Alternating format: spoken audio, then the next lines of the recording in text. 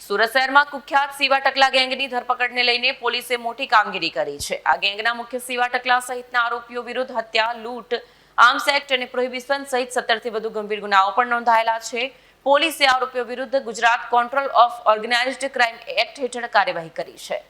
સુરતના ગોળાદરા વિસ્તારમાં 3 યુવકોના અપહરણ અને 2 યુવકોની હત્યાના કેસમાં આ ગેંગ સક્રિય હતી। આ કેસમાં પોલીસે મુખ્ય આરોપી સીવા ટકલાની ધરપકડ કરી હતી। ધરપકડ દરમિયાન આરોપીએ પોલીસ પર હુમલો કરવાનો પ્રયત્ન કર્યો। આરોપીના આક્રમક વર્તનના જવાબમાં પોલીસે સ્વ બચાવમાં 2 રાઉન્ડ ફાયરિંગ કરી। ફાયરિંગ દરમિયાન સીવા ટકલાના પગમાં ગોળી વાગી, જેના કારણે તેને તાત્કાલિક સારવાર માટે હોસ્પિટલ દાખલ કરવામાં આવ્યો। હાલમાં સુરત શહેર પોલીસ દ્વારા આરોપી સીવા ટકલા અને તેના સાથીઓ વિરુદ્ધ ગુજસી ટોક હેઠળ ગુનો નોંધીને કાનૂની કાર્યવાહી કરવામાં આવી રહી છે। આ ગેંગ ઉપરાંત અન્ય ગુનાઓમાં પણ સામેલ હોવાના આરોપ છે।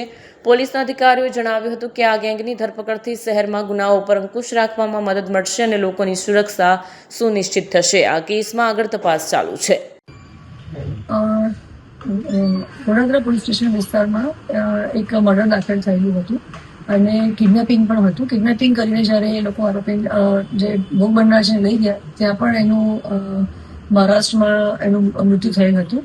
આ રીતે જે શિવા નલની યાદવ કરીને જે આરોપી છે એને પોતાની આખી ગેંગ રચી અને અગાઉ પણ એણે મર્ડર અને એટેમ્પ ટુ મર્ડરના ગુનાઓ એના પર દાખલ થયેલા છે।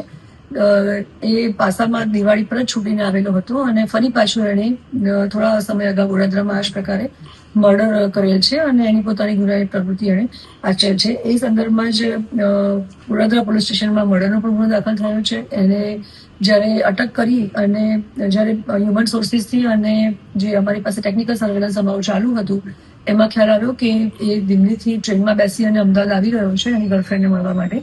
ત્યારે અમે એને ત્યાંથી કેચ કરી અને જ્યારે પરત સુરત પોલીસ સ્ટેશન વિસ્તારમાં લાવતા હતા ત્યારે એણે પોતાની તબિયત થોડી ખરાબ છે એવું નાટક કરી અને વોશરૂમ જવાના અને વોમિટ થઈ રહી છે એમ કહેવાથી જ્યારે રસ્તામાં ગાડી ઊભી રાખી તો ત્યાંથી ભાગવાનો પ્રયત્ન કર્યો એણે અને જે ડિસ્ટર્બ પીએસઆઈ છે એમની પણ ગન ખોચવી અને ઝપાઝપી કરી અને એને ભાગી જવું હતું।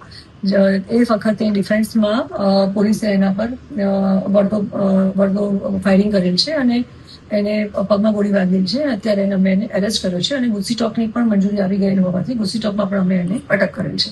કેટલા ગુના અલગ અલગ નોંધાયેલા છે એની અત્યારે હમણાં પાસામાંથી છૂટીને આવેલો છે અને અલગ અલગ એની ઉપર 17 જેવા ગુનાઓ દાખલ છે, જેમાં નાની મોટી ચોરી, લૂંટ, મર્ડર, એટેમ્પ ટુ મર્ડર પણ દાખલ થયેલા છે।